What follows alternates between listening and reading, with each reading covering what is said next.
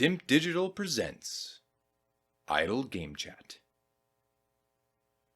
Cool.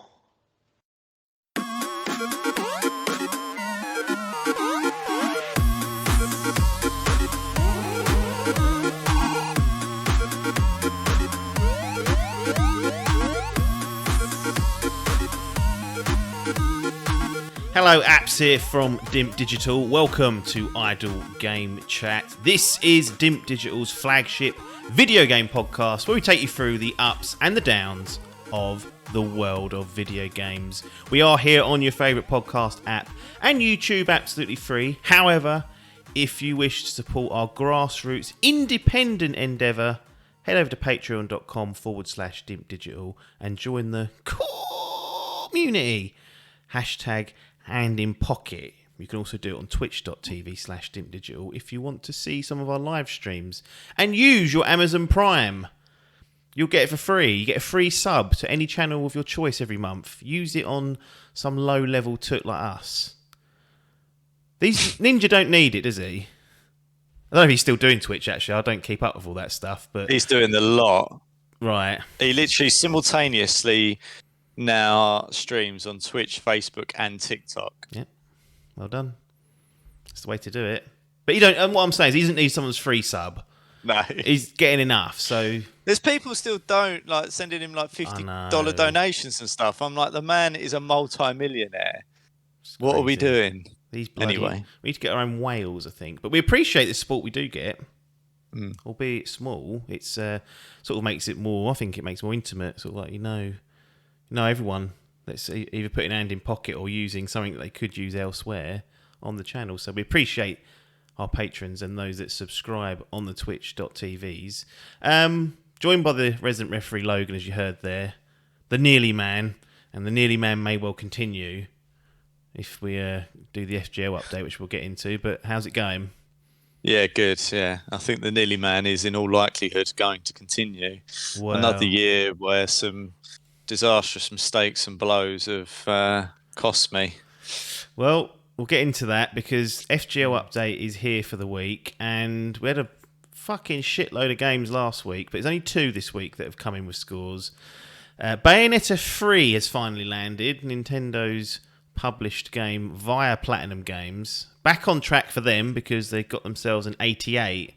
Now, what that means in the Grand Prix is that gives Mr. Adkins, who's already in the lead, that's just given him another little notch up, that 88. He's one game away from completing his roster, sitting on a 736, average of 83. We'll come back to him because the more important news, I guess, is that Parky's basically won the championship. He's going to be the FGL champion unless something unbelievable happens, because he also had Bayonetta 3. It was his 10th pick, wasn't subbed in. And it's scored himself an 88. And what that's done has given him a score of 834. Paper has still got God of War Ragnarok to come, but crucially, he's sitting on a 719. So even if that gets itself a perfect score, it can't do anything. So Paper's, for all intents and purposes, lost. Now, the actual competition doesn't end until a couple of weeks into December. But there's no etiquette. There is no honour in this game. I never encourage it, but sometimes other people would have tipped the cap, congratulated Parky, done the handshake, and just let the formalities play out as they do. Paper did not do that.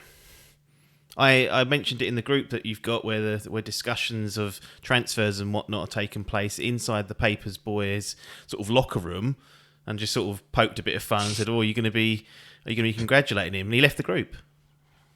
Oh, did he leave? He walked out.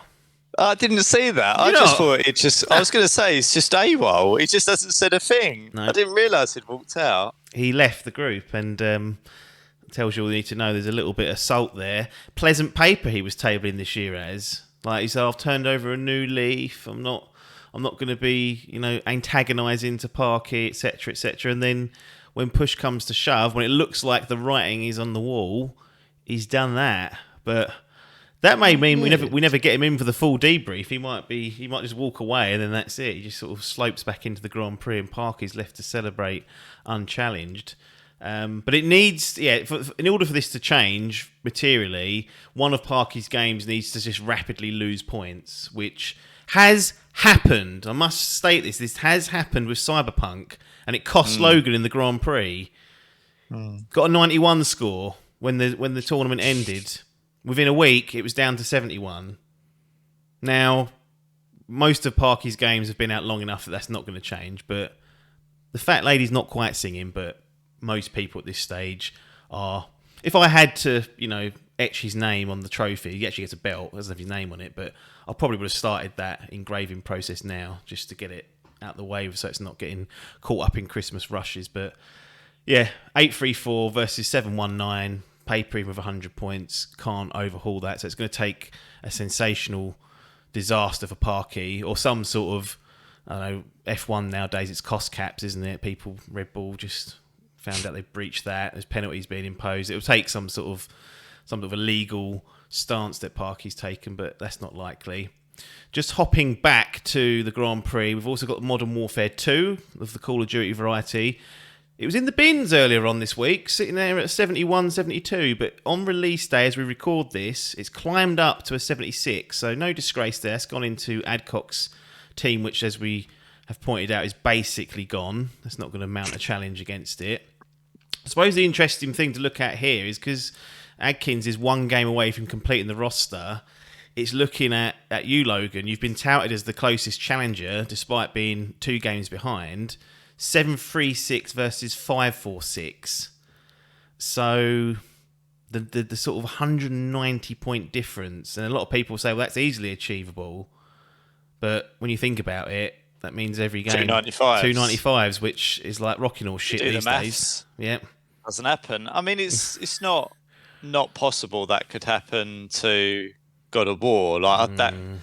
It's unlikely, but it could happen. I think, as you've said before, it's probably going to be a little bit of everyone will go, well, it's better than last year's, but last year's the last one, but because it's not new and shiny, there'll be a little bit of that buff will have gone, if you like. Yeah. And Football Manager will probably be 84, 85. So to all intents and purposes, it's gone.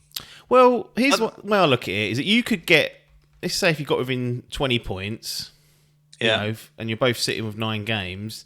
Sonic Frontiers is Adkins' last game. Yeah. Your last 3 is Football Manager 2023, God of War Ragnarok, Pentiment. It's not unheard of that could overhaul. If Sonic Frontiers ends up being a sack of dog shit, that it opens the door. But it's now relying on that happening rather than you. It's not really in your hands as such. If I had something that was, if I had a game like a Football Manager or a Ragnarok or something instead of Pentiment, then I'd be like, well. Yeah. But I think it's more likely that Pentiment sits somewhere in the 70s than it does in the 80s. If I'm honest, and it's I just, unless it is one of these random games that just somehow crops up with like a late 80s, I just don't see it. So I think that is probably going to be the coster. Yeah. And I just don't know what Sonic Frontiers is going to do. My gut feel is that it's going to be a 72 or something. That's where I think it's going to land up. But I just think because I've already got ground to make up and that Pentiment's probably going to be a similar scoring game, I don't think it's going to probably happen for me. Yeah, well, Sonic's coming out the same week as God of War Ragnarok, so we'll basically know by the time God of War comes out as to what's required of you from your last 3 games. It's not over yet. I mean, there's a chance. I mean, Hall's in the chat. Sonic will be a sack of dog shit. Perfectly reasonable assumption to make. I thought you were going to say Hall's in the chat, so asking why he's still not in with a shout. No, he's been pretty much consistently asking that in the group. Yeah, Hall's not in with a shout, but I don't know if Hall will get the clubhouse lead. He might do. What's his last game? Pokemon Scarlet and Violet. When's that out? I think actually Adkins will get that sneaky little Sonic out, so he won't even get the clubhouse lead. Let's have just a quick look at that. Pokemon Scarlet and Violet, November the 18th. Sonic Frontiers, November the 8th. So he's not even going to be getting that accolade. In theory, Adkins could get the clubhouse lead and keep it, which is not that common. Sonic is a 40 max, he's saying. Well, I mean, I don't know. You never know. I don't know. I think it's going to be one of those 70s, somewhere in the 70s. Sonic Forces, 56. Let's have a look at another Sonic game. That's 2017. Sonic Origins, 77. So they're all over the place. Yeah. I think it's going to be something like that, personally. Sonic Frontiers, it's not out yet. What's that? Go on, keep waffling. But yeah, I don't know. It basically, it ain't in my hands. Sonic Colors, 74. Yeah. It could go anywhere. That's the thing. Yeah, it could. I get the feeling that people are a little bit sick of Sonic. Like, I don't think there's this... like Mario gets a buff because it's Mario or whatever. I don't feel like Sonic gets the opposite. Sonic gets the opposite almost. Like it feels a bit unfair because it's one of those classic kind of video game characters, but it was a game of its time that struggled to adapt. Yeah. Like when everyone's enjoyed Sonic, it's when they've done the re-releases and things of the older ones as opposed to these kind of newer versions. They have released some toot though. They haven't helped them still. The transition to 3D has been just an unmitigated disaster. And I think that's where... I mean, this is a 3D game, open-ish world it looks like, so this might be the one that finally cracks it. But they have dug their own grave several times over and I'm absolutely not disputing that. I just don't... Yeah, I don't know. I suspect 70s. Yeah. Well, we'll see. Probably at worst 60s. So I think the reviews for God of War may well be out next week by the time we record, because the embargo, I believe, is a week before. So we'll know a bit more. We'll keep a track of it. This is the run-in, squeaky bum time, as old Sir Alec would say. And we'll keep everyone abreast of what's going on. Let's move into the idle chatter for the... Well, I say week. I don't like using the term week in case we don't do a week, but the idle chatter for the last few days. So we've got Phil, Big Phil Spencer, friend of the show. He's been flapping his gums again. So he's getting careless, some might say. Well, we'll see about that. But they released Microsoft did their financials. I ain't dealing with all that. But there's some interesting sort of stuff that Phil, in a interview with the Wall Street Journal, as part of their Tech Live conference, he had some interesting things to say. All of these quotes and comments that I've procured were taken from Tom Warren at The Verge. Put it all together. There's a few things here. We don't have to sit here and fucking go in depth on each of them. It may all be like interesting, not interesting, move on. But we'll just go through the main highlights that I've picked out. So Microsoft Gaming CEO Phil Spencer on the Call of Duty and Activision deal. Now I said we wouldn't speak about this anymore, but here's the latest comment in the saga. Call of Duty specifically will be available on PlayStation. I'd love to see it on the Switch. I'd love to see the game playable on many different screens. Our intent is to treat COD like Minecraft. Why didn't you say that 6 months ago? Half of this problem is all the nonsense that's been spouted of this and that. But Minecraft is the easy one to sort of draw a line to. Very popular franchise. Microsoft bought them many years ago, and you wouldn't even know. You wouldn't even know that's a Microsoft product. Quote, this opportunity is really about mobile for us. When you think about 3 billion people playing video games, there's only 200 million households on console. So he's bringing up these mobile people saying they're untapped markets, and you know my view on this is that they don't be playing that. And Call of Duty is already on mobile. Yeah. So I mean we've got a native version for that. You don't need to be streaming it into I don't know. I think at that point he's clutching at straws at just trying to waffle through it. But the interesting part of the whole deal is that King part of Activision Blizzard King, that does have a huge mobile library of big intent. But any comments on that? I mean, it's the standard sort of stuff we've been hearing. More comments about what's going to happen with Call of Duty. They're clearly lining this up just to stay put for now, and I guess they just don't want to be exposing themselves to any regulators saying they might take it away, are trying to be very clear that that's not their intent, at least for now. And still use the word intent, not we're definitely going to do this. Like, we intend to do this, but who knows? I think, see what they say, if and when the deal completes, Yeah. because I reckon there's definitely some word or lip service to the regulator being done. Is that, look, you can let this go through. Yeah. You know, we're just. Don't be worried We're about not it. interested in these consoles. Like, you don't spend like $46 billion or whatever it was. No, 60. I've got the numbers. It was nearly wrong. 70. Like 60. Yeah, you don't be spending that to go, yeah, well, we're doing a little bit of mobile. No, you're serious. You got something serious that you want that for or to do with it. And yeah, I think just take that with a pinch of salt. But it wouldn't also surprise me if they want to milk the cash cow and keep it on all consoles with the right future deals, I think, would be my view. Yeah, absolutely. Keystone, Xbox Keystone. So just for those that are not going, what the hell's that? That's this perceived to be project that Microsoft or Xbox have been working on, which is basically like a Fire Stick, a dongle, a little box that you plug into your telly, and the idea is that you'll be able to access your Xbox game library, probably just Game Pass, via that, stream it to that device into your telly, and then no console required, just this little box. And this seems like a no-brainer. Like, if you're doing the xCloud thing, why not offer out some sort of puck that people can just buy and plug in, and perhaps you put Netflix on there as well. Like, it becomes like a little box in itself, and it has Game Pass on there to boot.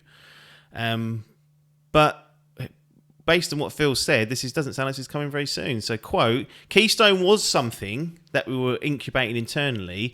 Late spring, we pivoted to working with Samsung. I still have the prototype. Will we do a streaming device at some point? I expect we will, but it's years away. So it's not coming anytime soon. I was just assuming this was something that was going to be in our hands, not that I'd buy it, but in people's hands in the next year or so. And the pivot to Samsung, what they're talking about, is their 2022 tellies have what they call a gaming hub, and it basically allows video game streaming if you go into that hub through Game Pass. I think GeForce Now's on there, Luna's on there, Stadia was on there, or will be on there and then be taken away. So they've clearly gone for that, but I don't know. What do you make of that? Do you think the Keystone was a silly idea from the outset? Because you were sort of pulling faces there when I was describing it. I was just trying to think, like, what's it adding? It's not adding, is it? It's options. It's this 300. Yeah, but it's this 3 billion. It's this thing again where they think, oh, people that are only the 200 million fucking layabouts that we don't care about anymore because there's only 200 million of them. We want the 3 billion. It's just another way to try and get some of them in this harebrained scheme that they'll go, oh yeah, I'll play Halo, even though all the sad bastards. The idea is, it's not for me. So my Xbox is upstairs. It's not for me to then be able to play my Xbox and stream that downstairs to my TV. It's to just dispense with the whole console together. You get a little box and just stream shit games through your TV. Well, who's to say that it can't sync with your Xbox Series X and, I don't know, harness some level of local net? I don't know. If you can do, this is what pisses me off, because if you can do that with a box, why do I need the Xbox at all? We don't. That's what Phil's trying to. Well, they're not saying that because it's years away, but I think that's the idea. Is that what you're saying? Well, because this goes back to what we discussed a couple of weeks ago, and I said you'd be plugging in and doing everything through a cloud anyway when we discussed Stadia. But I don't know. I'm not convinced about it, and obviously neither are they. In terms of it being a device that people, realistic. You can't give it away. You have to say 50, well, 60. I don't know how much you'd even charge for that, but you know, when you've got the Series S sitting there at 250 quid, again, might be like, just spend the extra 150, and then you don't have to deal with the latency or the other nonsense that comes with streaming stuff. But again, this isn't for us. This is for people that seemingly never game, but suddenly will be convinced because this little device lets them do it. When you can play, you can play Hungry Shark on Netflix. I've seen it. Yeah, you can play Hungry Shark on Sky. I've seen it. How much engagement's that getting? I don't quite understand why. If you're after the casuals, and I know that we don't like that term, but that's ultimately what they are, the people, then surely the mobile gaming audience is your best bet. I don't understand this fascination with, like, the idea that the actual cost of the console is a massive barrier. Yeah, I totally agree. I don't think it is. No. In all honesty, I think if there's a good enough game that people want, they will buy the console just for that game. I've seen it happen. Yeah.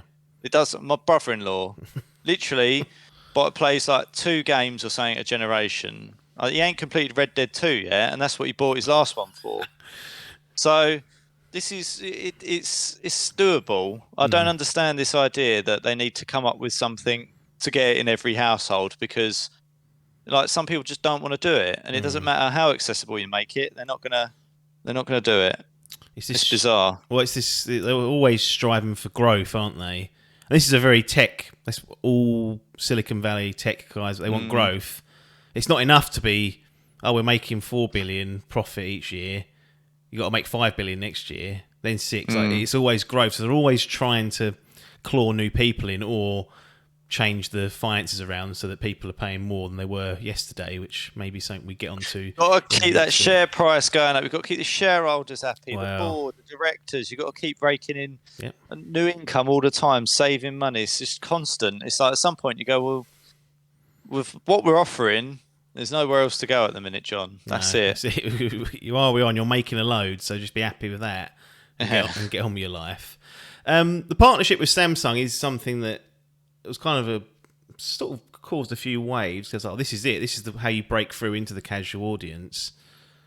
Again, there's the problems that we've discussed at nauseam and here about, will those people even be bothered, and is the console really that big of a barrier? But this scheme, what they're doing, which one, they're only partnering with one TV manufacturer, first of all. Yeah. Like, that may well be a necessity because they couldn't get it to, maybe LG didn't want to speak to, or whatever. There could be a number of reasons why, but already your scope is narrowed. Yeah. Like, probably never going to be on Sony TVs. Sony will probably be like, that's a great point. I know we're in different, the PlayStation mobs over here, we're in TVs, and then we've got movies over here, but the TV guys might just ring Jim and say, this Xbox, he goes, no. Do not put that on the TVs. So that may be a blocker. And if you're after penetration, if you're after exposure, I feel like it's a bit of a day late and a dollar short. If it's from 2022 onwards, TVs, you don't be upgrading that every 2 years. That's a half decade to a decade investment. So if you've bought your TV in the last 3 to 5 years, you're unlikely going to be in the market to get one very, very soon. So you're only going to capture people from 2022 onwards who are interested in it. It just feels puzzling that the Keystone thing's just been seemingly binned at some point, because that is a way to get it out to anyone, because it's an external device. And the focus on, we'll put it in the TV is a smart one, but unless you can backwards engineer it so that my TV in there, which I'm not going to change for 5 more years, has it, I'm never going to see it. Yeah. But you wouldn't even use it. This is the no, point. I wouldn't use it. No. My mum's never going to have an Xbox, no matter how accessible you make it and cheap for her. Like, it's just a significant portion of the population that are too young, too old, not interested. Yeah. Like, but there must be some kind of market research they've done that shows that to get the business case off the ground, they must have had some data, some insight to move it forward. It's possible it's places like China where that's, or I don't know, in the Asian markets, maybe there is a big streaming push. I know Japan is quite well known for liking handhelds and small devices and mobile.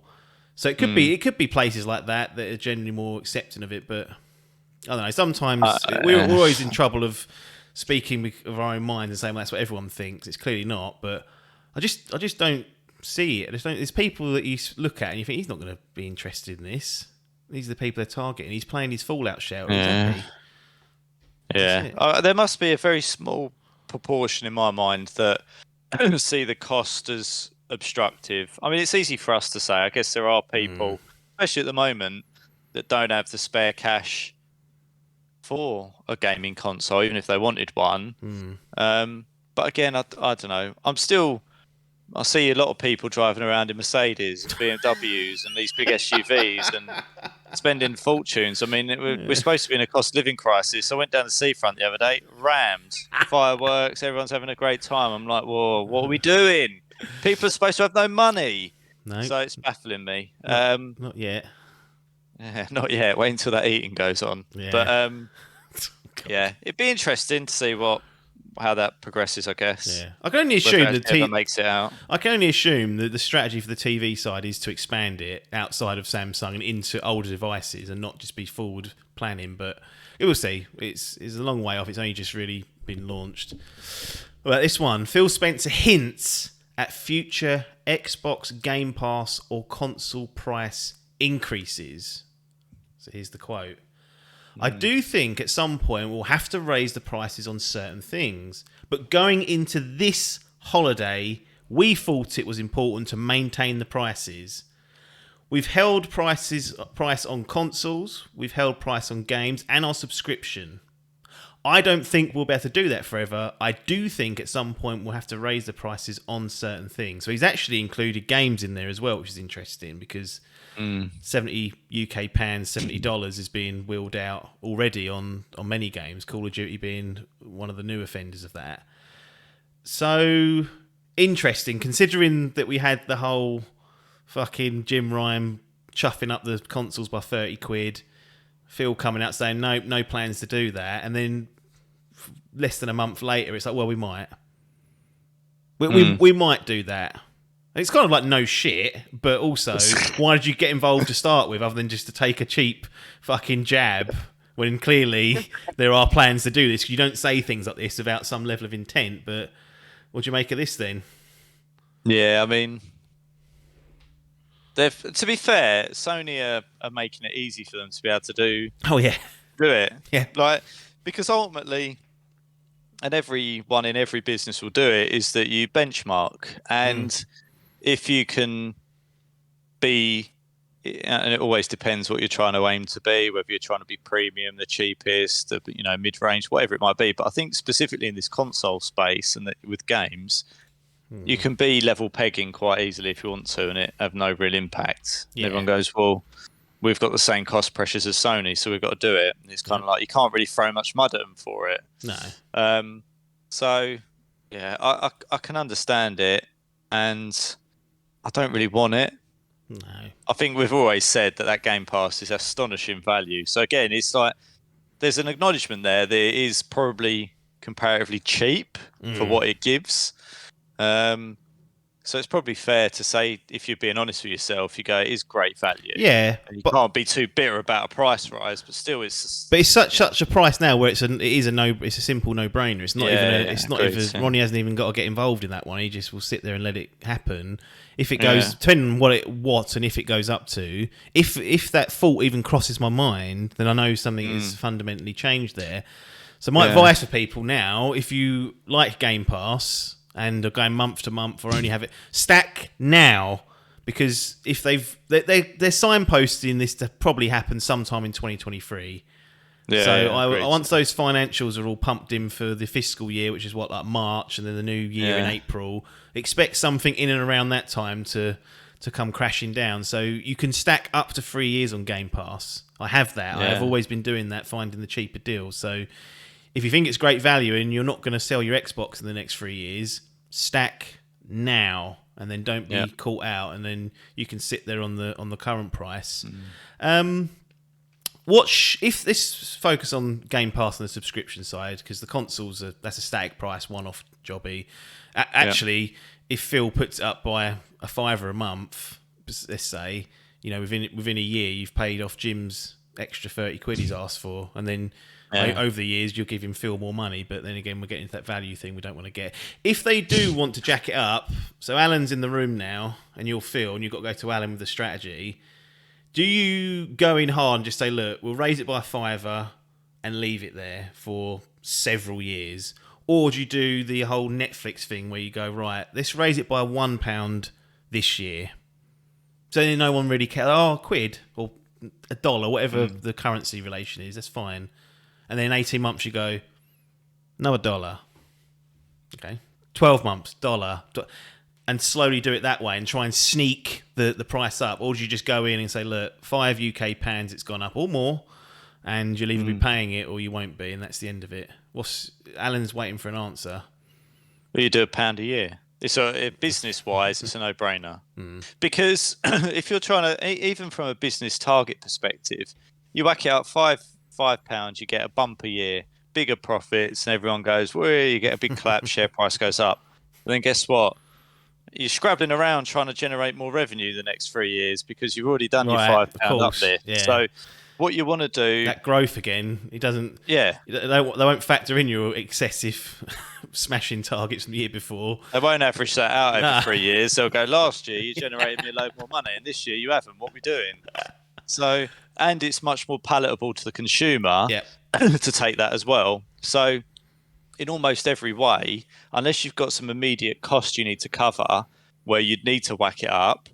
I mean, it's unlikely Microsoft are going to have that. So it's always going to be a case of, I think, slow price rises, like anything. Because then to your point, you go, well, it's not too much. It's not that bad, or it's okay. And then all of a sudden, within the time frame, you're paying £15 a month instead of £10. Yeah, absolutely. It's £11 a month now. What would you be happy? I knew you were going to ask this because I was literally just thinking about it. I was thinking if it goes up to £15 a month, I think that'd be. I mean, I personally think that because I've on occasion paid that. Yeah. Right. I've had some really cheap months where I've gone, this is unbelievable. I've got it for £1 for 3 months, whatever it is. But I've lapsed it, and then it's ended up paying £12, and I see it come out of my account and go, cool. Yeah. That's like, out of all my subscriptions I've got, Amazon, Netflix, it's the steepest. Yeah. So I think what it is for Ultimate, it is comparatively for subscriptions, taking Sony's one out of it for the moment, but compared to what I've got at the minute, it's expensive. So I don't know. I think any price rise on that would still make me go, what's coming up in terms of the catalogue? Yeah. Is there anything that I'm playing on there now that I want to continue playing? And thinking about either buying stuff outright or cancelling a subscription for a period of time until something comes along that I want to play. And this was not my intention. My intention was to get them very close, but my Xbox Game Pass subscription Ultimate ends in about just under 3 years' time. So does my PlayStation Plus Premium. They both end on the same day, the same year. Wow. And at that point, I will have a decision. I'm just going to leave them this time rather than keep re-upping them and then probably go month to month, and it'll be a case of what's coming up, what am I playing. If I'm waiting for a game that's 2 months away, there's just no sense in me keeping it. I may as well just bin it because I've got plenty to be getting on with, as has everyone else who's probably got a console or something. You've built up the backlog. So it'd be interesting to see what the price is then in 3 years, because again, that's going to factor in. And Jim's only just started up his one. Is he already looking over his shoulder thinking, right, get them up? Yeah. We're pumping everything else up, and if Phil starts doing it, we might as well follow. Yeah. We'll get less of a kick in the balls. I still feel like, even if I don't play anything for 3 months, and I give them, what is it, £11 a month, £33 for the next 3 months, and don't play anything, on average, I will still get my money's worth. But you could be getting an even better deal if you just proactively managed it. This is what I'm saying, right? So if you're clever about it, because you could even go, well, if something's coming out at the beginning of 1 month and something's coming out at the beginning of the next month, I'll just leave it for 2 months, come back to it month 3, and all of a sudden they're both still there. You're playing both in that month and you're done. So there is an efficient way, as you say, to get, instead of that costing £33, you still played the same games, but an equivalent cost of, well, under £4 a month rather than, do you see what I mean? There is a way to be doing it. And I think that long term is probably how, especially with, I'm going to have less time because I'm going to have more commuting and things. xCloud, mate. Use that data up that you're not using. I ain't doing that. No, it's horrible. I'm still adamant. The worst way to game by far is on a phone. Yep. Closely followed by the Switch. No, I didn't mean it. He's hitting him. I didn't mean it. Can't play Bayonetta anywhere else. So what the hell? So can't be that bad, can it? No, got eyes on this, Phil. So it's going to be no one's going to enjoy this. There'll be a lot of green bloods rationalising. Going, oh yeah, of course, yeah. I'll give that's some more. Go on. Yeah, you earned that off me. So fucking idiots. Take what you can and give nothing back, right? Jack Sparrow. Come on. 101. Absolutely. Stop pretending like Phil's your friend. He's friend of the show, but he's still taking money out of my back pocket. Just less of it. He's there to generate profits. Yeah. So, and he's doing that using our wallets. Yeah, absolutely. Next one. Phil Spencer confirms that Xbox Game Pass is profitable for Microsoft. And it's around 15% of their gaming revenues within Microsoft. So the first thing there, well, here's the quote. I think it will stay in that 10 to 15% of our overall revenue, and it's profitable for us. So first of all, it puts that, I don't say it puts the question to bed, but now if they've said it, because the last word he used to describe it, from my knowledge, and I could be wrong, maybe I'm behind the curve, but he said sustainable. And people went, oh, it's profitable then. And I was like, no, he's being careful with his words. Yeah. They're trained. They know exactly. It's a publicly traded company. He's being very, very careful with his words. Sustainable just means they can carry it on. It could be running at a loss, but if they're siphoning other money in towards it, doesn't mean on its own back it's making that amount of money. Now he's come out and said this. I feel like now you just have to say, well, it is what it is. I will say though, it depends how again they've done the accounting. They call, when you do your accounting, your auditing, it's principles. It's not regulations or rules. So they say what they call Hollywood accounting, where you can fuck about with things. Obviously, the Activision Blizzard money isn't coming out of the Game Pass pot, because then there's no way it could be profitable. It would take 35 years to pay that off. Yeah. So there's an element of stuff obviously being moved around, but at least in their mind, he wouldn't say that unless Microsoft and the higher ups agree that yes, this is a thing that's generating us revenue, that's off its own back essentially. So we can put that to bed. The 10 to 15%, actually, when you was off, Adkins and I kind of covered this, because the revenue came out for Game Pass, and some, I can't remember the name. Oh well, don't get the credit. But they crunched the numbers sort of manually, and it come out about 18% of Xbox's overall revenues, and this is within that range. And really, I'll just repeat what I said then, and then if you've got any further comment, you can add. But that's incredibly low given the amount of value that's there. You'd think that would generate more, and we've been living in this world where it's going to dominate and take over, and subscriptions are going to be the way forward. But you won't be if it's only 10 or 15% of your revenue. It's only ever going to be a bit part of everything else that's being flooded in. And another one of the quotes he said, I don't ever see it getting to 50 or 60 or 70%. It's always going to be a portion of the overall kind of products that we offer. So the doomsday prediction of subscriptions come in and change the landscape completely may well be, I mean, I've touted that, saying that's the concern. Everything goes subscription, then you're like, well, where's the quality control? Because we're just churning tut out to get it out. But these figures show that clearly it's not worth them doing nothing else but subscriptions, because they would lose so much money from elsewhere. But thoughts? Yeah, I mean, I guess the first thought is it's still, if they weren't doing this, losing 10 to 15% of your revenue would be considered a pretty reasonable hit. So, although it's not a majority, if you like, of their revenue, it's still I'd probably argue a decent proportion. Whether it's and how they're calculating its profitability would be interesting to see.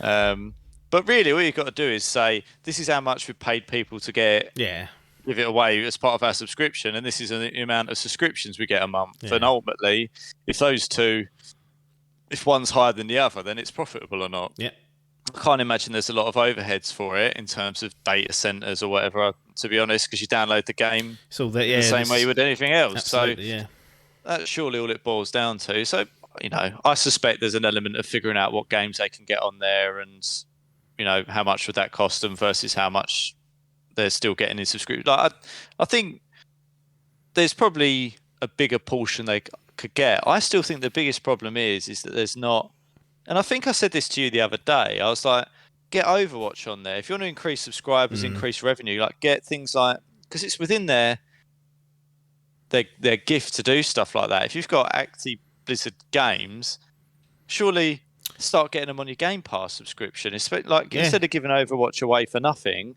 Well, it's too late now, isn't they? I know, but say you get, if you've got Overwatch 3 coming 2024, a new paid retail version of the game, but with Game Pass you get it for free. But if they'd have said, if you've got Game Pass and you get like the first Battle Pass first, for I want a nothing Battle or Pass something, I want the monthly Battle Pass included, mate, for that 15 quid he's trying to put it up to. Well, the yeah. bastard. But I'm saying like I think there's ways they could increase subscribers and things, and sort of boost that number. But yeah, I think it goes to show you how tricky these subscription models are, because even you look at Netflix and you go, well, how do we get more? Like you've probably got 99% of people you're going to get on that. You ultimately will just reach the end of the line with it. So yeah, I just think it's a great. I like it. I like the idea of having a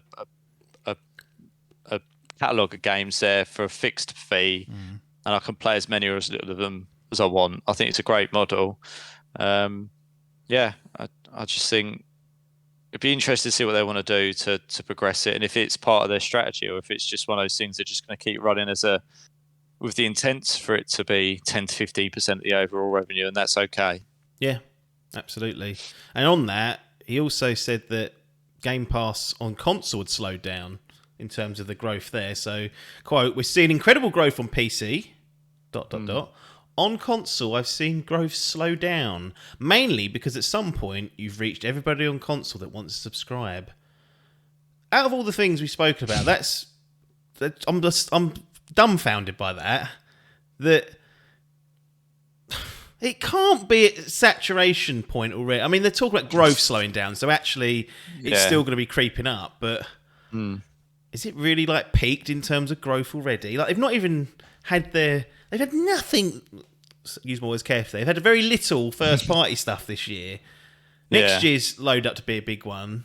Like, but then again, he wouldn't say that unless he has seen it for his own eyes that it has slowed up. But I would argue it's slowed up because the content's not been as good as it could have been. This is what I was trying to say to you. Like, you look at, imagine if they'd have said, if you want Halo,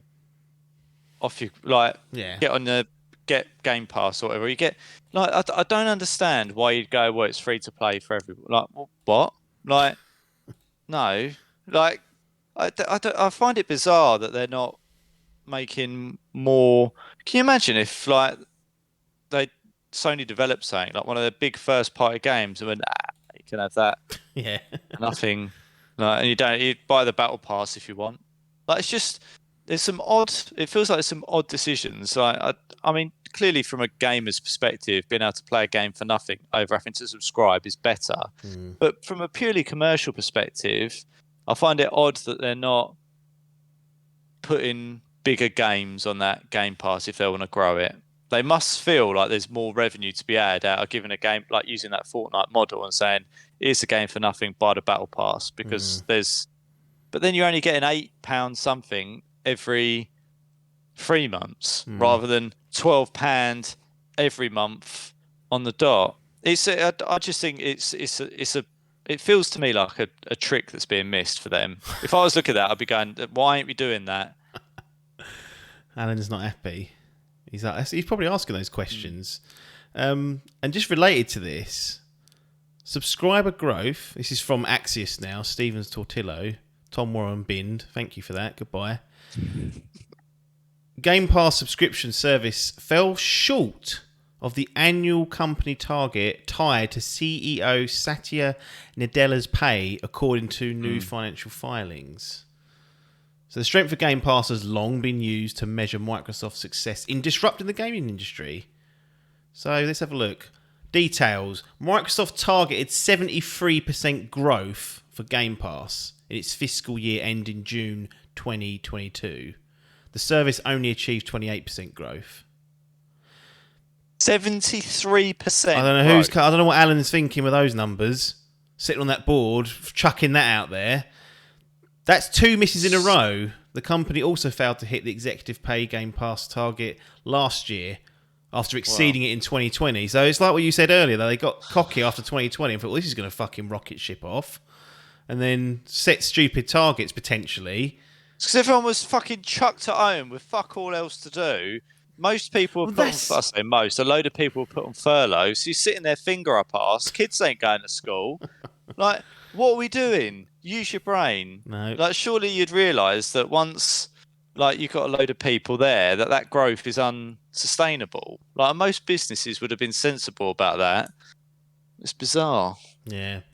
But 76, that's insane, really. But that's two on the bounce. So someone in Microsoft HQ clearly thinks that... you never know how these targets are framed. Are they a stretch target? I mean, just for context, matey boy, old Adela, his compensation hit 55 million last year. So he's like, it don't matter. He ain't got the Game Pass one. Boo-hoo. He's still made a shitload.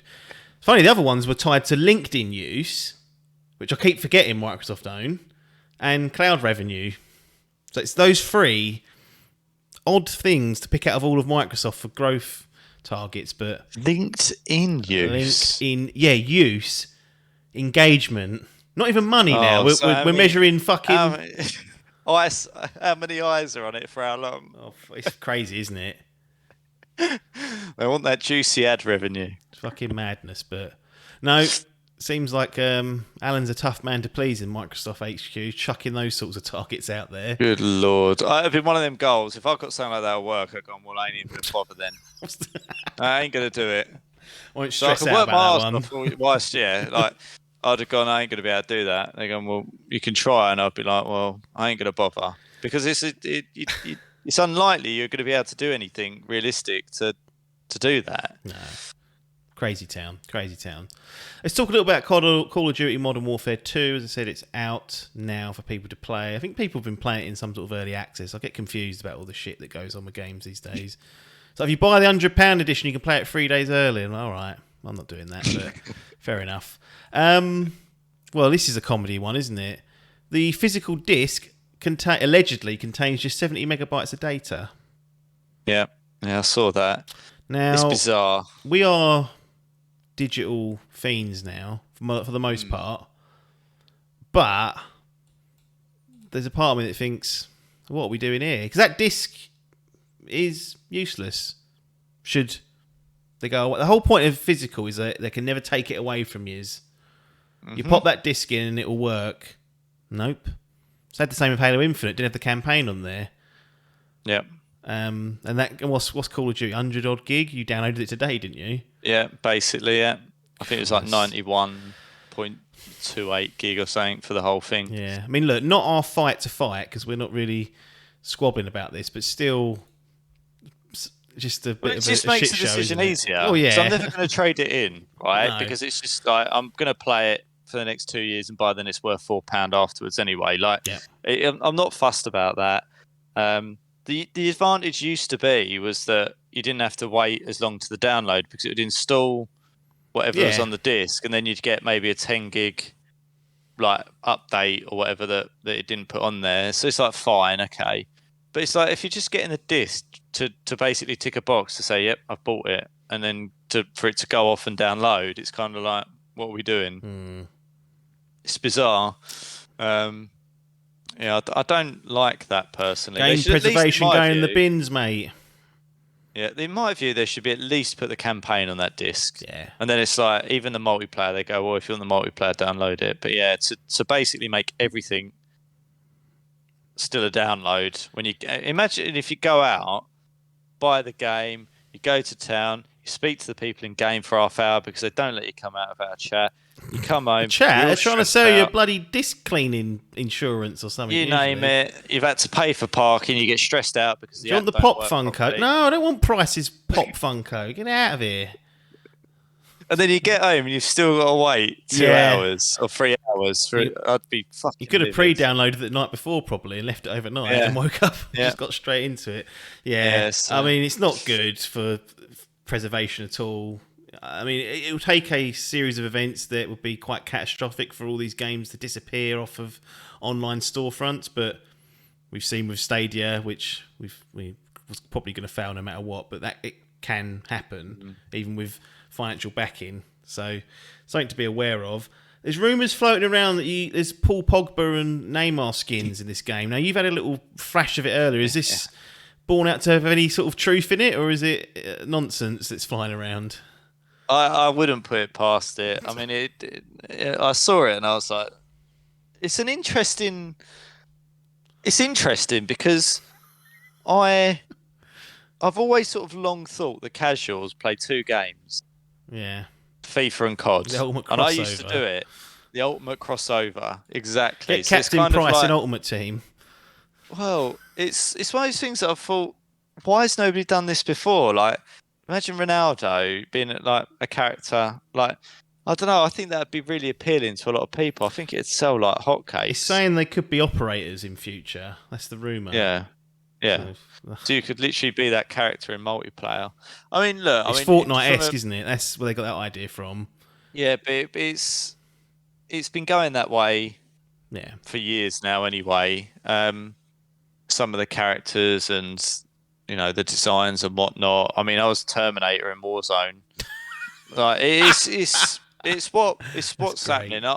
I'm kind of okay with it broadly, but yeah, it was just interesting. It's one of those things where I was like, obviously, I just thought it's such an obvious commercial thing. Like football's huge in so many European countries. It's getting bigger in the US. Like stick out famous footballers on there in a World Cup year as well. By the way, like commercially breaking the dough. I thought it was quite clever. But whether it materialises or not, I don't know if it was confirmed when I sent the screenshot through. But no, it's still rumoured, and I wonder whether today it'll all come out in the wash. But as we record this, we're not totally privy. I'm assuming it's something they would announce as a future update of sorts, or I don't know, a bonus of certain things. What do you make of this one? Modern Warfare 2 crossplay can't be disabled on Xbox and PC versions, but PlayStation does offer disable option. Xbox can turn off crossplay at system level, which basically means you have to go into the settings of your Xbox, go into your privacy and online settings, your Xbox Live privacy, and go through about 18 menus and turn that off. Now, you've long moaned about PC players lurking in these lobbies because of perhaps a mouse and keyboard advantage, but more prominently, later on in life, these hackers getting in and ruining lives of people. Yeah, I can only assume this is an oversight or just a small issue that's there and they'll fix it in the coming weeks, but that can't be the only way to disable it, is to turn it off for your whole Xbox. I mean, all your other games go as well. It's been in previous Call of Duties. This isn't... What? It's been there, yeah. It's 100% been there because I've been there and done it. I've been in Black Ops and I don't want to play against PC. It's stressing me out. Toggle it off. I'll just have all Xbox, please. Yeah. I can't and that was in remember game, yeah? Yeah. Yeah. So what's happened here then? I don't know. I said that to Pete earlier because we were playing it, and honestly, there were some lobbies where it is literally just getting decimated, and I was like, I need to get away from some, because you can tell it's obvious to see when someone's got a mouse and keyboard, like you just know. And I said to Pete, we went into a lobby earlier. I mean, we were the only two console players in the lobby. Yeah. And I was like, this is not going to go well, and it didn't, and it doesn't. It generally doesn't go well. No. I mean, the alternative is that we end up suffering even more like you do on Overwatch, which is it disables that bloody... I don't know if we spoke about this. In Overwatch, I know I'm straying off track, but in Overwatch, if I play with Hull on PC, then I can play no game modes that give me aim assist. It turns it off. No. Huh? Any game mode. Yeah. So if I play like casual arcade game, whatever, no aim assist. It's completely turned off. It says it's on, but apparently it's off. Yeah. So that's the other alternative, is that the console pool get penalised. But yeah, I mean, I hope they sort that out, because I like... Sometimes I don't generally mind crossplay, and obviously with PlayStation... Did you notice when you played it today that it wasn't there? Was you like, where's that? Or was you... No, I didn't touch it. No. But I know I was playing against a lot of PC players, it felt. Yeah. But it's... Yeah, I just sometimes like the option, because if I feel like I'm just getting done, especially with like things like snipers or whatever, you just sometimes get drilled, and I think, I just don't want to have to deal with that. Like, I don't want that stress, or against hackers or whatever, if that comes cropping up. Yeah. It's nice just to be able to go cross-play off for a bit, and not have that stress. But yeah, it's weird. I don't understand it. I said at this top, I can only assume they were pressed for time and thought, well, we'll have to deal with that after launch and get it in. No one will pick up on it, and then obviously on release, as the internet does, they discover it, and it's on Video Games I'm Chronicle. sure there are a lot of players that do it. That they just go, I ain't dealing with those PC mob. I just want an Xbox lock. Because there's a big enough pool of players. You don't really need it. And for that game especially, there's tons of people playing it. Well, that's it for all the idle chatter of the industry. Got a couple of options here in terms of what we do. One will put you on the spot, so I'm gonna propose it and see what the response is. You recently finished a playthrough of God of War, correct?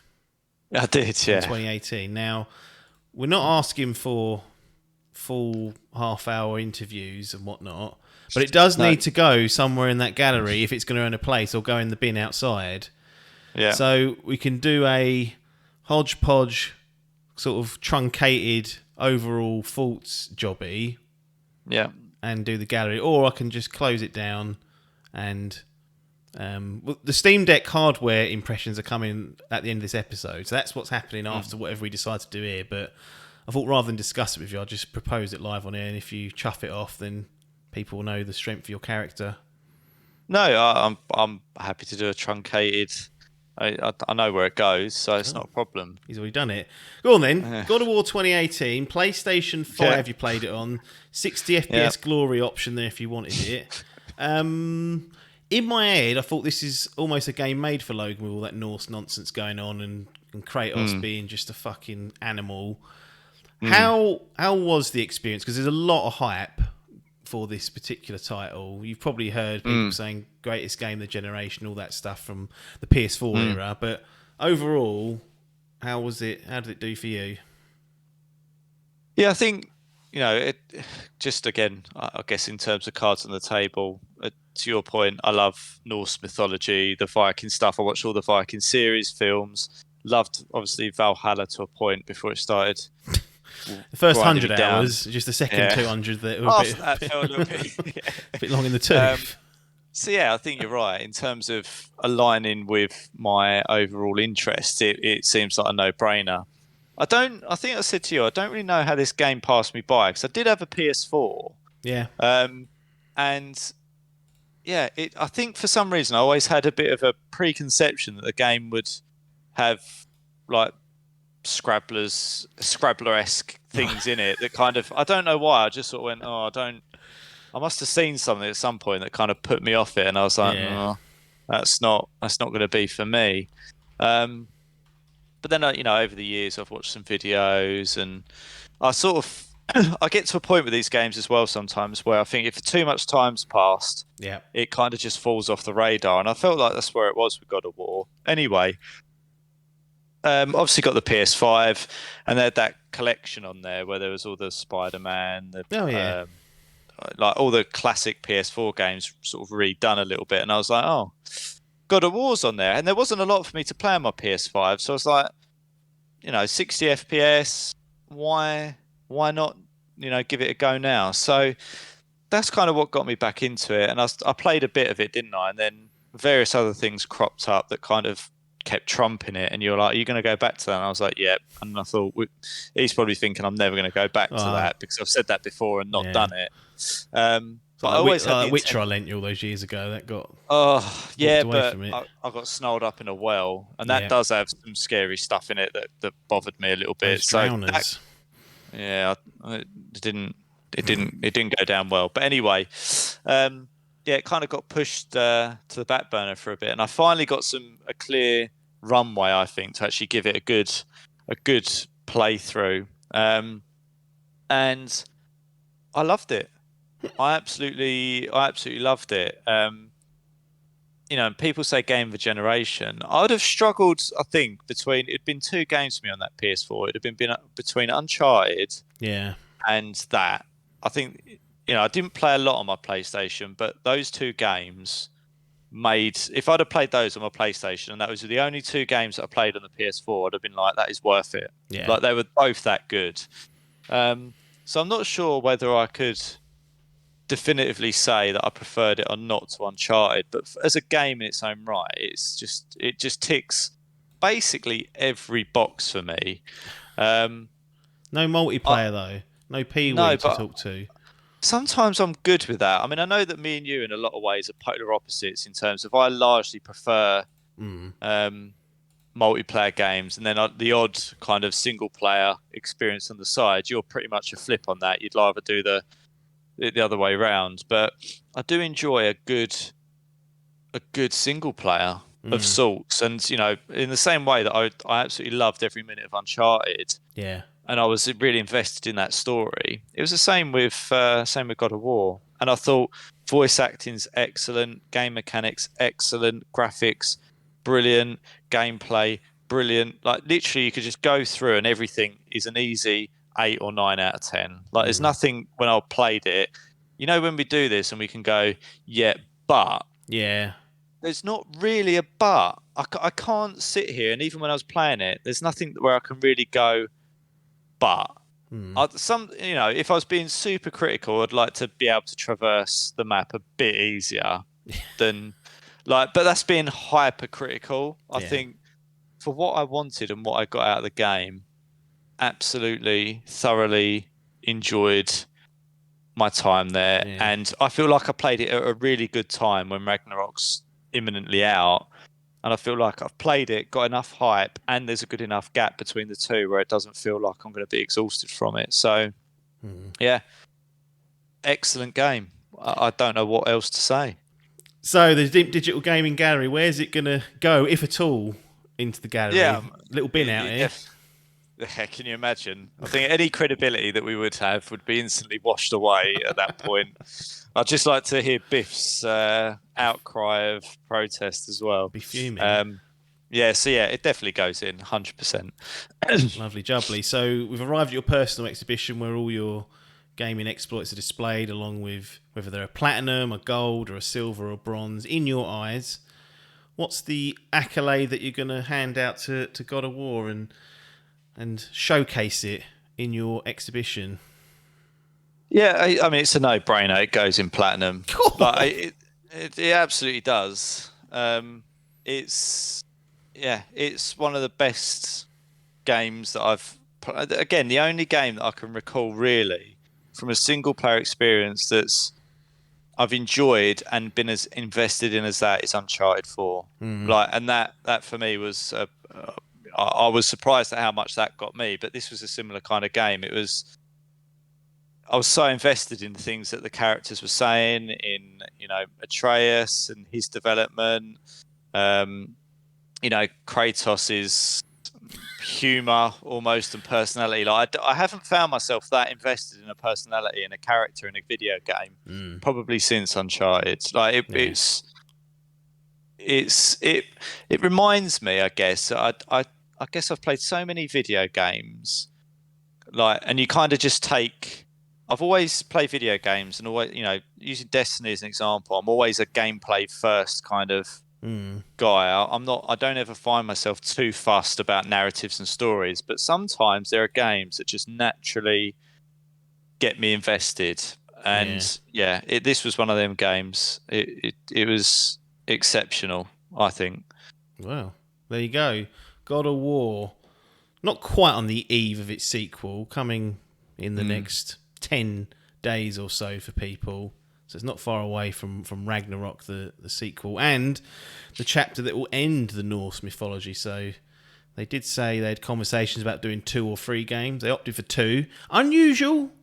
Usually they stretch these things out for 3 games. You get a trilogy pack, don't you? But they took the decision to do it in 2. And it'll be interesting to see what the scores are when they're rolling, and then eventually when we got our hands on it. But God of War for now sits in that platinum area of Logan's personal gaming showcase. Right, let's transition over into the Steam Deck impressions. Hogsworth Dave Salmon returns after about a 4-year hiatus. So his little head's going to be on there to see for the YouTube folk, and his voice will be there for the audio listeners, obviously. And he's had the Steam Deck about 4 months, and I thought it was a good time to check in with him to see how he's got on with it. So that's what's coming to close out this edition of Idle Game Chat. We will see you on the other side.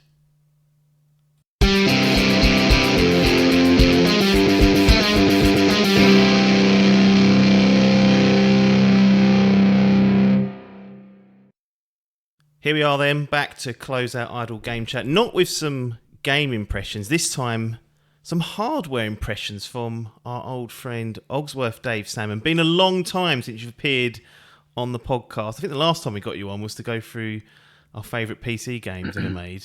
And that was literally years ago. So good to have you back. There's no webcams back then, mate. No, there wasn't. A long time ago, no. This is all COVID stuff. It sort of forced everyone to get a webcam just to stay sociable. So you're big in the game now, you lot. That's why. That's it, absolutely. So you're here to talk about the Steam Deck, which you've... well, actually, I didn't buy it for you, but I got the pre-order secured for you because it was that mad rush when they did the... Balls up. Yeah, wouldn't let me get it. No. Not let me pre-order it at all. It was just... You got it straight away. It's crazy, isn't Brilliant. it? Someone who barely loads up Steam like once a week, if that, just to make sure our family sharing works, so I can get access to your games. But you've had it for about 4 months, I think, 4 or 5 months. Yeah, something like that. Yeah. So we're going to talk about that. Just before we dive into that, I did want to just get your quick thoughts on how you think the Fantasy Gaming League's gone, because you've entered the Grand Prix for the first time ever, and it's been a bit of a baptism of fire. Overall, enjoying it, hating it, stressful? No, right at the start, didn't really give a shit. Yeah. When you said to me, send me over a load of games and all that, I was just like, oh, for fuck's sake, what is it? Google, I'm just sort of getting it done for the sake of it. But yeah, now I've finally understood. I mean, it's not taking long, to be fair. What we're now, October, end of. So about 10 months, I've just started to work out how it all works. No, it's good. It's a really good idea. I've quite enjoyed it, actually, the last couple of months. A bit too little, too late. Obviously, I had that balls up with the transfers as well, which no one's ever going to believe me for, but I did not know you had to pay for them. But I think I still would have done all of them anyway, apart from the last one. I would have still done all the others. Yeah, no, absolutely. But yeah, it's really good. It's harsh, isn't it? Because I've had that Warhammer. Was it Warhammer? What one was it? Not Warhammer. Company of Heroes 3. Oh, yeah. So that being cancelled, that's just a fucker. But I suppose if you're clever, you don't pick a game that's it's difficult. It's difficult. End of the year. Yeah, it's difficult. Some people front load it all for like the first quarter just so it's out the way with, and then they've got space if something gets moved out. But yeah, it's not easy. No. But we'll see how it all pans out at the end of the year. Back to the Steam Deck. So I just wanted to clarify because I can't remember now which version I got for you. Was it the 512 gigabyte, 569 top drawer jobby, wasn't it? Yeah, there's 3 options. I got the top one. Yeah, you had. I haven't got it in front of me, but I'm pretty sure the first one was your standard screen, 64 gig. Yeah. Normal memory, whatever that is, and then the next one was I think 256. The next one was 512, but the big one that we got 512 was NVMe, which is why I got it, thinking it'll be a lot faster than the others. And it's great. I don't know if I'd recommend getting the 512 to others though, because all my games are on a card. I just bought 1 terabyte SD card. Oh, and just plug that in. Yeah, and it's really quick. Really. Yeah, it's pretty good. Interesting. Yeah, so you've got fastest storage. It says here, premium anti-glare etched glass. Yes. So I don't know how big a deal that ends up being. Well, I can't compare it. That's the trouble. No. The other one might be crap. I know 3 or 4 others who have got decks. They've all got the same one as me. Right. So yeah, I can't compare it. Exclusive carrying case, always handy if it's a handheld. Yeah. And exclusive Steam Community Profile Bundle, the main event, worth paying the extra money for. I've definitely used that. Yeah, I've been all over that. Exclusive virtual keyboard theme. What? I don't even know what that is. I haven't used it. I haven't got a clue what it is. It's probably brilliant. No. But yeah, I've forgotten about that, to be honest. Well, there we go. So you got the top model. Had it for 4 months or so. Before we go into the Steam Deck, it's probably worth setting the stage in terms of you and handhelds. Now, I can only assume the fact that you went for the top dog and pre-ordered it when the first wave of pre-orders were open was all trying to get on there and try and secure you one. But I'm assuming that you are big into handhelds and actually find a daily use for them. Unlike someone like me who very rarely, if ever, plays the Switch in the handheld. Yeah, sure. Only on rare occasions when I go on holiday, which haven't been for years now. So it's not even getting used in that sense for that. But I imagine you're almost the opposite to me, where a handheld is almost a daily driver of sorts. Yeah, to be honest, I mean it's never going to take over. It's always like an additional system, to your PC, your console, whatever. But yeah, where I drive trains, we have a lot of passenger work. I get the train to and from work every day as well.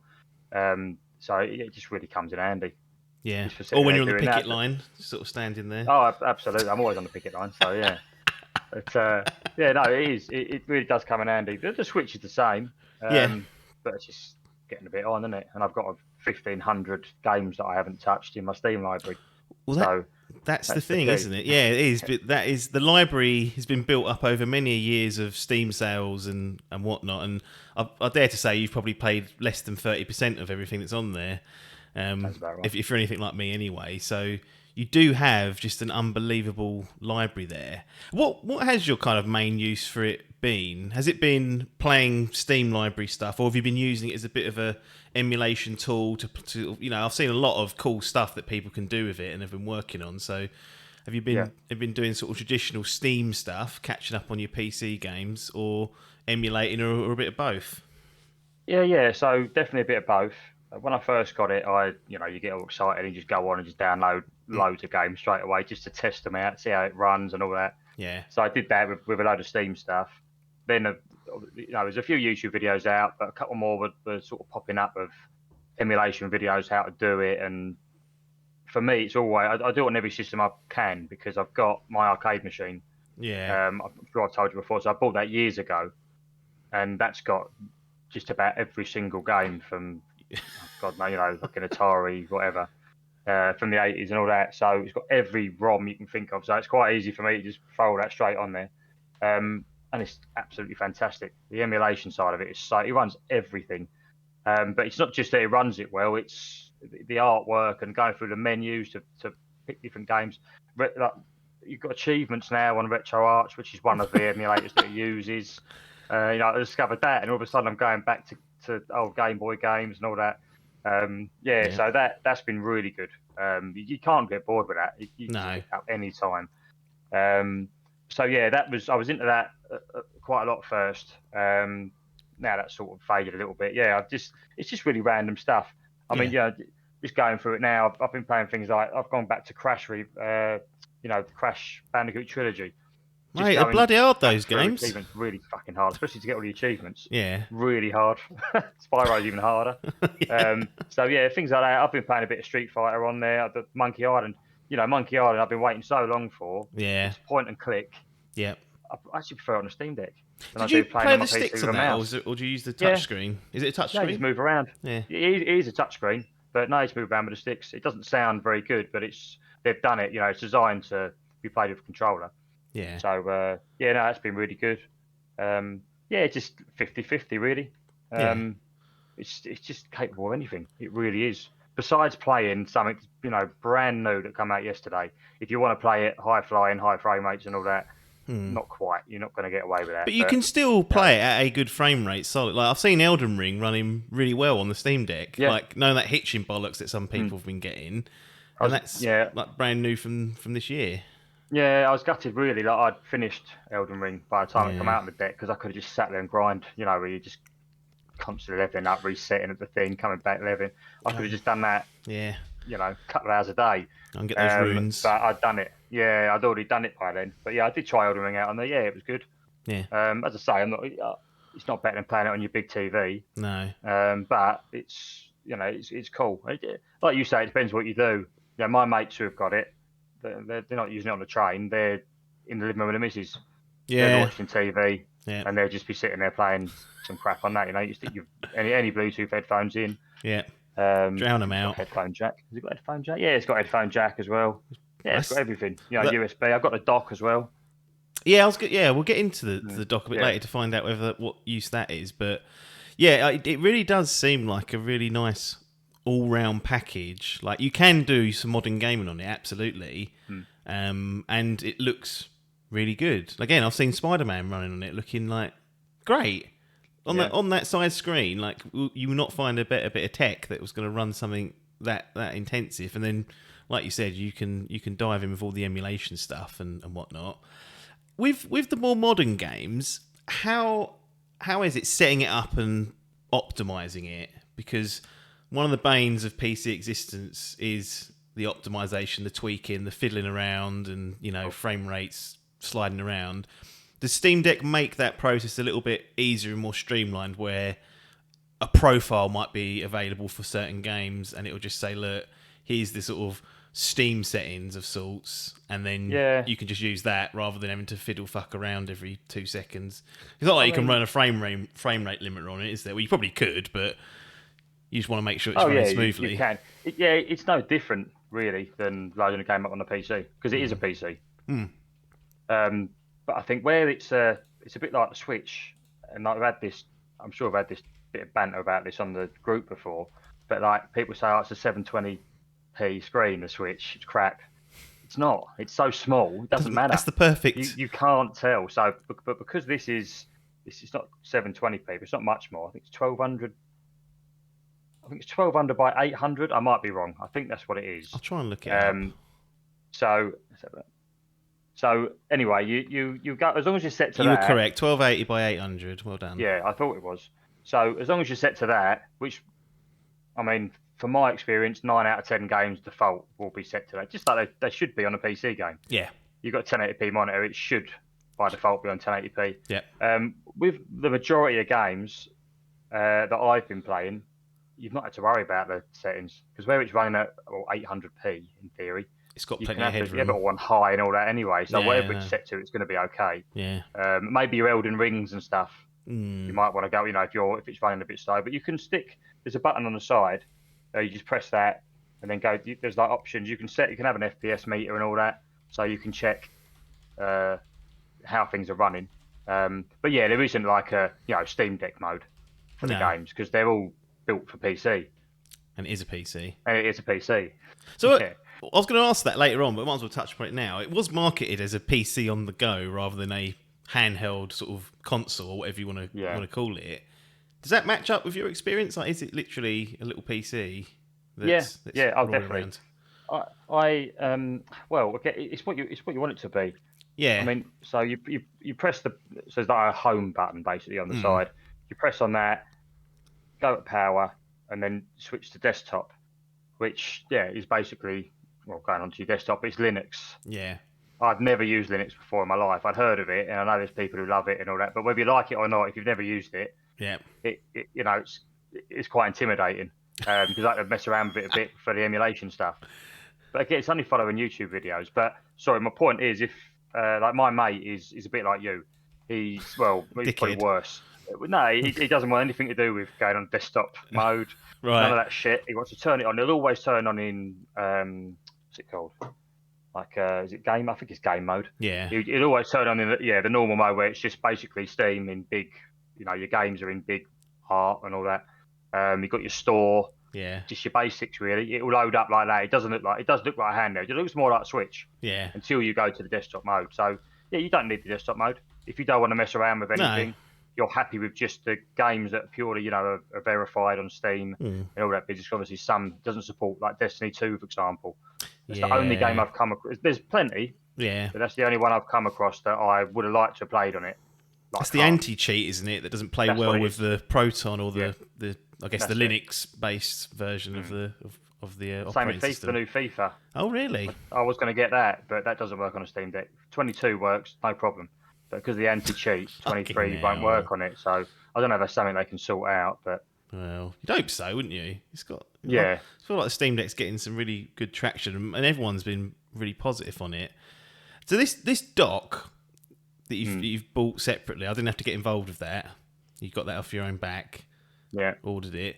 What have you used it much? Is it just a bit of a luxury, or is it? Yeah, I've used it twice, I think. I've not had it the whole time. I think, no, but I've probably had it about a couple of months. Yeah. Yeah, but not because it's shit. If I'm at home, I might as well play on the console or the PC. Might as well put the 30, give the 3090 a spin. I'll tell you what, it would have been fucking handy when I was doing the emulation, having a dock then. Oh, what, to fiddle around with cables and all that, get it up on my monitor to do it all on there. Yeah. Which was okay, but having a dock would have been great. Yeah. I've got it over there. It's not the proper one either, although it did cost the same. It's not got Gabe's branded on it. Okay. It. Yeah. Jay's socks or something. They were like the best one the internet was saying at the time. About 3 weeks later, they brought out the actual Steam one, of course. But it is 80 quid, the Steam one. That actually was a bit less than that. Yeah. It's definitely not needed. No. Again, if it's your only... I mean, I suppose if you've got your TV somewhere completely different and you want to play it in there, then it's great. But I just think, well, you just bought a handheld, you might as well just sit and play it on that. But yeah. It's worth having, I think. No. And it's very good. The quality is really good. But of course, then that's when you have got to start thinking about your settings and your quality and all the rest of it, your resolutions, because you're banging it up on your OLED 4K. Oh yeah. Well, it'll go 4K, but it's not going to run very well because No. using the power of the Steam Deck. So I played a bit of emulation when I put it on there, like just some old stuff for the kids. Yeah. You just do you can put any controllers to it, which is pretty good. Nice. Like the PS5 and Xbox is all I tried. That runs well. Excellent. So yeah, it's all sounding very positive. Are there any compromises you've kind of noticed, or is it? Because I mean, the closest comparison is the Switch. Maybe we'll touch upon that in a bit, but technically, this thing's an absolute monster compared to that. So it probably feels like the best handheld that's ever been made in that sense, just from raw power and the versatility it's got. You're not really compromising anything that you wouldn't have compromised going on a Switch or a 3DS back in the day, or any other handheld really, a Vita. There's similar sort of compromise, but this one seems to be way and above in terms of its capability than any of those that have come before. Yeah, I'd say it's not perfect by any stretch. You would have, it's probably crashed more than my Switch, and I've had the Switch since release. Yeah. 5 years. In fairness, but it hasn't crashed that much. To be fair, I've been lucky with both. Yeah. But it is. But then I fucked around. Like I say, I've gone into the desktop mode. I've downloaded the BattleNet launcher to play Diablo and to play. I've got Warcraft on it. I think when you start fucking around with things like that aren't officially, you can try it. There's nothing wrong with trying it. That's the whole point of a PC, isn't it? So you try your luck and see where you get to. Yeah. So I think where I've done things like that, I've come into a few problems. But like I say, for someone like yourself who's using it like a Switch, purely on the game mode, just turning it on, playing a game that's verified 100%, you get no problems. Anyone can pick it up and use it. I suppose it's definitely for older people, because you can't just go and buy a game from the shop, can you, and stick it in it? No. So there is that, but yeah, it isn't perfect. I'm trying to sort of find a negative with it, really. I don't particularly like the position of the D-pad. Yeah, I was going to ask about like the heaviness and how the ergonomics, I guess, of it are, because it looks like a chunky bastard, but it obviously comes with the territory given all the tech that's pumped into it. Was it a bit of like a shock when you pick this up compared to your Switch, and you're like, cool, that's a bit heavier? I'm assuming over time you just adapt to it and think this is normal. Yeah, exactly. That's exactly what you do. It's only when you go back to the Switch, but you pick up the Switch. And I love the Switch still. Yeah. It is fucking getting old now, but it just feels weak and pathetic now. The Switch. It's just like it's so light. But it's not. Of course, that's a good thing. It's not good that this. It is quite heavy. This, but it's not too heavy. I've never got sort of fed up with it. Hours probably the longest I played it though, like in one stretch. Right. Okay. I don't tend to sit there much because I'm normally at work by then. I get neck ache all the time. That's the one thing that puts me off handheld. I always get neck ache. I don't know if you ever got a solution for that, but just my bad neck. Back my whole life. Just from sitting in these poxy chairs, I think. But no, not particularly. But yeah, I suppose it could be lighter. I've put this case on it as well, which doesn't help. Yeah, makes it even heavier, but you've got to have that on these in case kids get hold of it or something. Battery life all okay for your needs, I guess. Yeah, I mean, I've seen people complain, but again, I'm not really playing the. If you played Elden Ring on it, probably you'd probably only get a couple of hours. But where I'm playing, I suppose Xbox 360 era type stuff. Yeah. Like most of my backlogs, all that sort of stuff. So I'm doing a lot of that, and the emulation obviously doesn't really use any battery. But something else you can do, but of course this gets more to fucking about. So when you update, just like an update you get on your consoles or whatever, you can do the beta version. And if you do that, you can go on all sorts of shit, and you can lower power output and all sorts of shit. I don't touch it, to be honest with you, because I'm not worried about the battery yet. Yeah. If I was on a plane or something and I wanted to use it the whole time, I couldn't charge it, I'd probably look into it. But yeah, you can turn all that down So if you're playing something that uses sitting there playing Sonic 2 on it from the Sega days, just turn everything right down all the way, and I imagine it would last for a long, long time. Yeah. But yeah, if you're playing your Elden Rings and stuff, you probably have to have it all up. Yeah, I remember there is ways you can fuck about. When I went to wherever it was, somewhere in the Caribbean, one of the 2 Caribbean places I went a few years back, took the Switch, which was a no-brainer then, and I actually bought one of the power banks, Nintendo banks ones, and that was handy because I powered it up and charged it before I went, and as soon as I ran out of juice in terms of like the standard battery, I just plugged that in, and then for whatever 8.5 hours, I was covered basically. Yeah. So those things are really useful. But it's good that you can turn all the other non-necessities off and kind of stretch it out if you need to. I need to bring up this comment that you posted in our Nintendo Masters chat. So it's me, you, and Adkins, the cheat. Catching me out. Well, it says Switch is dead to me now. I have this deck. And this contextualise this. Big Nintendo fan. Yeah. Love the Switch. I know that was tongue in cheek, but yeah, of course. But have you even taken the Switch to work with you like since really? No, not once. No, I don't even know if it's not plugged in. It's sitting down there at the minute. It's not even plugged in. But I'm not going to start hating on it. It's a great little system, and if the kids want to play, it's the kids now. Yeah. It's basically gone to them. Yeah. You know, I'd like to have Bayonetta 2, 3. Right, I'm not paying 50 quid for it. Fuck that. I'll get something better on here for 20 quid. Yeah. That's how I look at it now. But yeah, it has been a bit of a killer for me, but it wouldn't be for everyone. Like I say, the big deal with it is the library. Yeah, it's just you can't compete with that backwards compatible. All the stuff you can do, even if you didn't have Steam library, like you said with the emulation, it's really gives it a massive leg up. Yeah. I mean, I've seen people load Game Pass app onto it and play that library. It's cloud, isn't it? I've looked at it myself. Well, no, there was people that have like loaded it on in a compatibility mode. Again, I think it's not very stable, but they're able to access natively their games and download them. Yeah. And if they can get that working nicely, that's another massive set of games that people might have access to.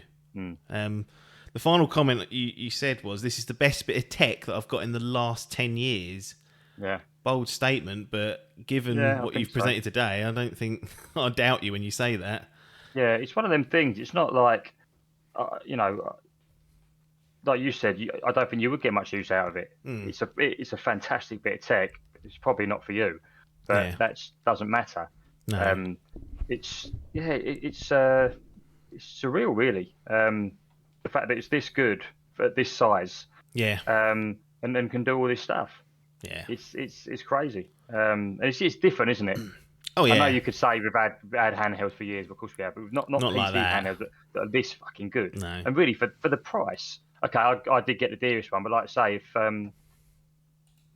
my nephews are gaming crazy now, probably wouldn't tell them to get one of these just yet. Just to play Fortnite on it, no. Oh no, fucking hell. But I'd tell them to get the 64. I'd tell them to get the small one. Yeah, and then just go and buy get a big SD card on Prime Day. Yeah. I think that's the way to go if you want decent value. Then I actually think it's really good value as well. Yeah. 500 maybe, that's a bit much, but yeah, you get what you pay for most of the time. I suppose it depends on this screen, how good this anti-glare screen thing is. Well, have you noticed any glare on it on your travels? No, not particularly. Maybe that's the anti-glare screen kicking in then. Yeah, possibly. Yeah, and the screen's nice. I mean, because I got the OLED Switch. Right, yeah. And I've read reviews saying it's not quite as good as the Switch screen. And I think, I don't know. It's pretty good, but I don't know. Maybe I just can't really tell the difference. But I think the performance massively makes up for it anyway. And I suppose if it was an OLED screen, it probably would have cost fucking double the money, and people might not have got it. I don't know. Always comes. I don't know when it's done. Sales, because you can only buy it through Steam, can't you? Yeah, that's probably that's the worst bit about it, really, wasn't it? Waiting for it, because I think we ended up being in like the third tranche. Yeah. There's still people. I think now. So if you go on the Steam page, estimated delivery date's 1 to 2 weeks. So whatever cork they had, where the pre-orders, I guess, were just higher than they anticipated, or maybe they hadn't even figured it out yet, has gone now. So it's not it's not like you can get it on Amazon and get it the next day. But if you're planning to get one, it's 1 or 2 weeks, not 1 or 2 months. And it was longer than that. It was like 3, 6, 9 months before we got it. That was the insane thing to me, was how they were rolling it out. I was like, I just can't believe they've not made this easier or made it more streamlined. But they're not really a hardware company, are they? No. Like, we've seen this with the controllers and other things. They go out of stock immediately, and it's like, when's that going to come back in? They just sort of make enough, as many as they think that's going to be good for them, and then they're like, well, if we get round to it, we'll do some more. Whereas this looks like it's going to have some continued support. That's the difference with this. The other stuff, I mean, what have they had? All the controllers and that were useless. Do you remember the Steam machines? Yeah, the Steam machines. I mean, at the time, I thought that's going to be a great idea. I did as well. Didn't take off, did it? Didn't take off at all. Nah. I think that's where they've done well with this, with simplifying it. Yeah. For that game mode, and like I say, anyone can use it. But if this was in the shop, I've seen a couple of people on these now. Yeah. And if that was me walking past, all right, we know what's going on all the time because we're into it. But if you walk past and just see it, and you saw someone playing, I don't know, whatever, Elden Ring, Yeah. you're thinking, fucking hell, they're playing that and that, and then all of a sudden you find out it's $3.50 on that, in fucking Tesco. Yeah. You're going to be battering your mum for the next 10 years to get you one. Oh, yeah. I'm sure it would sell loads, but I mean, they obviously know what they're doing. Maybe it will. At some point. It might just be But, they need to scale it up and whatnot and get the stock out there. But yeah, you can only get it directly through Steam and Valve, which comes with some teething problems. But nonetheless, like I am like you. Well, you've said it. I would find no real use for this for the way I game, but I do think it's really fucking cool. Like just seeing what people are doing on it. I always watch the videos of someone doing some crazy fucking homebrew emulation thing. And I'm like, it's just almost unlimited possibilities, really, because it's got enough Windows. Yeah, that is the kicker. There's probably a reason it's Linux, and I don't know enough about that. Probably cheaper, innit? You mentioned paying for an operating system off Microsoft. Well, yeah, £80 a pop. Yeah, I suppose so. Yeah, but that's that for me holds it back a tiny bit, but only for me. Again, for someone who's just going to buy it and just play some games without fucking around with all the other launchers and all that bollocks. If it had Windows, it opens up all the other launchers for me. I've seen people boot Windows on it, and again, not stable, I don't think, but again, it's possible. Yeah, I don't know if that fucks the game mode. I think you have to wipe the whole thing. Yeah, and have it as a pure PC then, and I wouldn't. Personally, I wouldn't do that. But no. I suppose you could do it if you buy another one and fuck around with it. Probably if you're that into them, that's what I would do. But no, for me, it's perfect as it is. It's a nice little sort of extra system. Yeah. And it probably has killed the Switch, but the Switch is getting on a bit now anyway, isn't it? Well, we'll see when Tears of the Kingdom comes out, whether the Switch is truly dead. Because well, I wonder whether the Switch Pro is going to be lurking around that point. It'll be 6 and a bit years since then. You'd think so. If you they keep doing it. They should do. I don't like it when I do that. They do it a lot now. I bloody love it. New system. Well, I hope actually the new one's got some sort of backwards compatibility, because not that my Switch library is as big as my Steam library, but there's a shitload of stuff on there I've bought and not played. Yeah, I've got quite a bit. The classic sales. Yeah. They only come around once a blue moon, so you buy a shitload of it and they never play it, but there we go. Well, look, the Steam Deck sounds like a resounding success for you, so I'm really pleased that you enjoyed it. I was hoping that I was like, I bet he doesn't want a refund or something, because then I've got to sort all that shit out. And but no, come on your ass, sorry, mate. You drop this off me. Oh, fucking hell! Got half cash. We do the other half of PayPal and spread it over 10 months. Yeah, bloody hell! But no, I'm really pleased that you're enjoying it, and that it really is cool to me. And I mean that with no banter. I love seeing all the stuff that's been going on, and I hope it continues and that they iterate. And I guess it'll be a number of years before a new version comes out, but I guess you'll be in the market potentially. You'll be looking and thinking, well, if I'm using it this much, seeing if I mean, it's the sort of thing you'd probably sell. Yeah, if you're going to do, because your library just stays, so it's only a bit of hardware. It's not like any much nostalgia with it. Just sell it and get the new one. Yeah, absolutely. That's how I'd probably go if it carries on. Yeah, excellent. But fully recommend. There we go. The Steam Deck finally. I did say would get Ogsworth on. We managed to sneak him on here. I was going to do it after a month, and then I was like, well, that's not long enough too. And then I forgot, and I was like, oh shit, now's actually a good time. No, I've had a decent bit of time on it now. Well, you know what happens? You get stuff, and then sometimes after 2 months you put it on the floor and then it doesn't get picked up again. Yeah. Like, that happens with a lot of stuff. Like I get. every VR headset that's ever come out. It's very true, but this has some staying power, at least for yourself, Yeah. if you're going on using it daily. But that'll be an end for this episode of Idle Game Chat. If you've made it this far, thanks for listening and or watching. But nothing more for us to say here, though, other than thanks for your time and ta-da.